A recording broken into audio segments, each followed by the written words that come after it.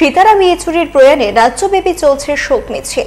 শনিবার সিপিএম উদয়পুর মহকুমা কমিটির উদ্যোগে জামতলাস্থিত অফিসের সামনে থেকে শোক মিছিল শুরু হয়ে বিভিন্ন পথ পরিক্রমা করে।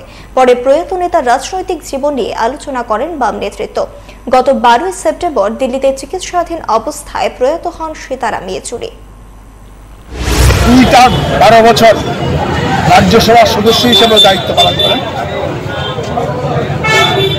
1985 সালে পার্টির কেন্দ্রীয় কমিটির সদস্য হন। পরবর্তী সময়ে পার্টির কেন্দ্রীয় সম্পাদক মণ্ডলী এবং পলিট ব্যুরো সদস্য হন। 2015 সালে পার্টি কংগ্রেসের মাধ্যমে সাধারণ সম্পাদক মৃত্যুর দিন পর্যন্ত ছিলেন। তার যে রাজনৈতিক প্রজ্ঞা, মার্ক্সবাদ লেনিনবাদ সম্পর্কে এবং বর্তমান পরিস্থিতিতে কিভাবে বিশেষ করে 14 সালের পরে সাম্প্রদায়িক শক্তিকে মোকাবেলা করা যায় তার বিপদ সম্বন্ধে মানুষের কাছে তুলে ধরা, ধর্মনিরপেক্ষ গণতান্ত্রিক শক্তিকে ঐক্যবদ্ধ করার জন্য নিরলস প্রয়াস চালিয়েছেন।